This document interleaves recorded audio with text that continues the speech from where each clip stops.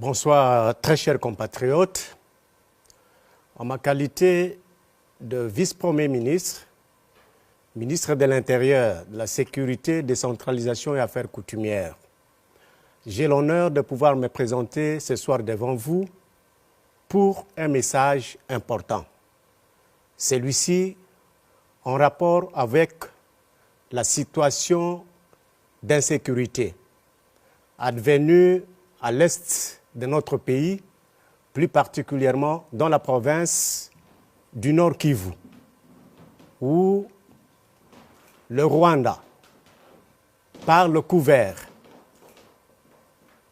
du groupe armé terroriste M23, occupe quelques espaces de notre territoire. Cette situation a provoqué de l'émoi dans les chefs des citoyens congolais que nous sommes. Le chef de l'État, son Excellence Félix Antoine Tshisekedi Tshilombo, a décidé de pouvoir convoquer un Conseil supérieur de la défense. Vous le savez. Au jour d'aujourd'hui, il se pose un problème. Oui, je le sais. Les Congolais sont en colère. Les Congolais sont touchés dans leur amour propre. Parce qu'il y a un voisin qui a pris l'habitude de pouvoir nous attaquer, de pouvoir prendre nos espaces, de pouvoir permettre le pillage de nos ressources, de pouvoir voir des Congolais être tués sur leur territoire. Vous avez raison. Nous avons raison. C'est pourquoi d'ailleurs qu'à l'issue du Conseil supérieur de la défense dont je faisais allusion tout à l'heure,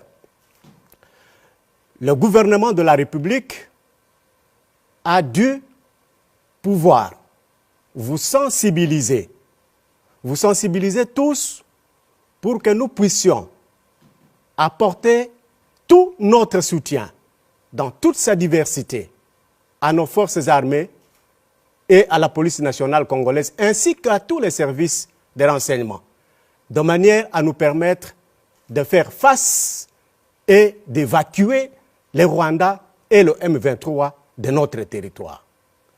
Que parallèlement à cela, nous puissions constater que dans certains territoires de notre pays, pour ne prendre que l'exemple de ce qui s'est passé à Kalima, dans le Maniema, où un citoyen, semble-t-il, congolais d'origine, a été pris par la population, lynché, conduit à la mort.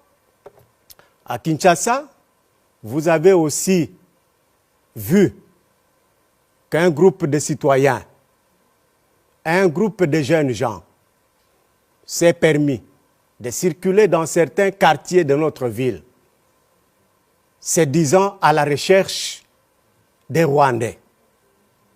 Que nous nous posons la question de savoir s'il y a une guerre entre les populations rwandaises et les populations congolaises. Non, il n'y a pas une guerre entre les populations rwandaises et les populations congolaises. C'est le gouvernement rwandais qui nous mène à nous, le peuple congolais, le gouvernement congolais, la guerre. Et donc, les citoyens congolais n'ont pas à se permettre de tomber dans les pièges nous tendus par Kagame et ses collaborateurs. Il faut l'appeler ainsi. Ils veulent faire quoi? Ils veulent faire voir au monde que oui, même si le Congo nous accuse d'avoir fait ceci ou cela sur son territoire, mais voilà, les Congolais ne veulent pas de Tutsis, parce qu'il faut le dire clairement.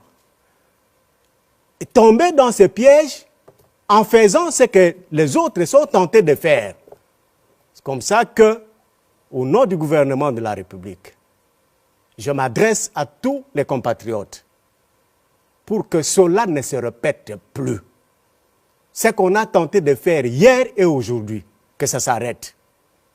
Je demande à cet effet, non seulement au gouverneur de province, mais aussi aux commissaires provinciaux de la police nationale congolaise, à tous les responsables de services de renseignement et de sécurité, de prendre toutes les dispositions nécessaires pour que quiconque Congolais, libre, Congolais, membre d'un parti politique, Congolais, membre d'une association quelconque, ne puisse pas se permettre d'agir au nom et pour les comptes de l'État. Personne, tout ce qui se passe là est inacceptable. Personne ne peut se permettre de poser ce genre d'actes-là.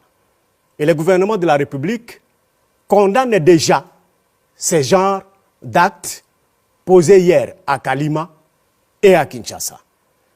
Je demande au nom du gouvernement à ma collègue qui est le ministre d'État de la Justice de prendre toutes les dispositions pour que les magistrats soient mis dans les conditions de pouvoir recevoir quiconque sera arrêté par les services de renseignement, les services de la sécurité, la police nationale congolaise au sujet de tous ces comportements que je viens ici de décrire et de dénoncer.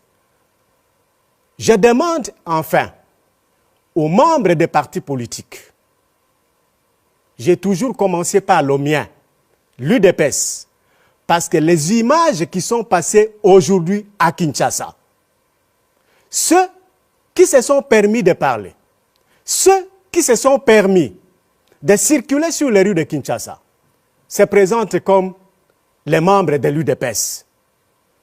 Dieu merci, j'ai suivi encore un élément du président de force du progrès de l'UDPS qui a dénoncé cet acte-là en disant qu'ils sont infiltrés et que ce ne sont pas eux qui se sont permis de pouvoir faire ça, ce qui s'est passé ce matin à Kinshasa.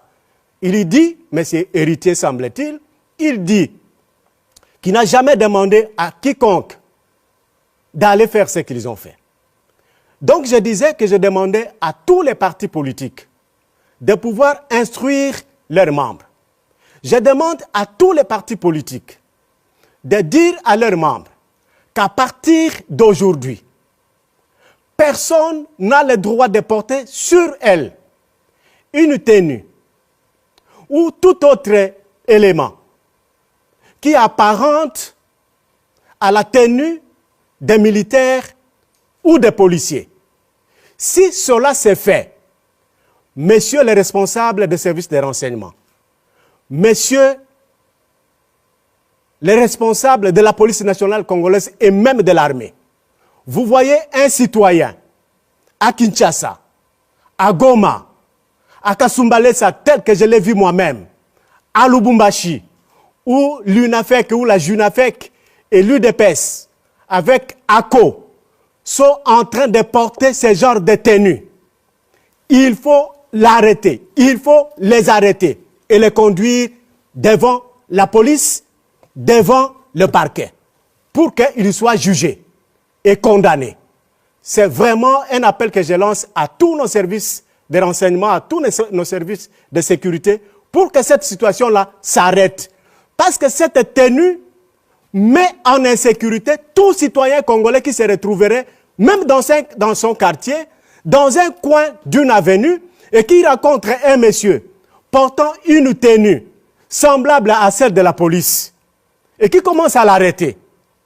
Vous pouvez vous imaginer ce qui peut arriver à cette maman, à cette fille, à ce garçon qu'on a envoyé aller nous acheter un peu de sucre au coin de la rue. Voilà pourquoi j'ai dit que tout cela doit s'arrêter.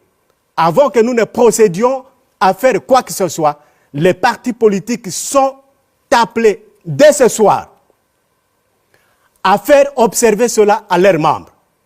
J'ajoute que pendant ce temps, pas de réunion des membres des partis politiques dans les rues. Vous avez des réunions à tenir. Allez dans les sièges de vos partis politiques. Plus question de se retrouver sous les arbres, en train de discuter, en train de porter, pendant que vous portez ce genre de tenues, d'habillement ou de bottines. Plus question de cela. Parce que nous ne pouvons pas accepter que des citoyens congolais mettent les autres en insécurité. Voilà le message que je voulais passer ce soir à travers la RTNC, dans l'espoir que tout le monde m'a suivi, dans l'espoir que tous les services vont faire ce que je venais de dire tout à l'heure. Je vous remercie très sincèrement. Merci.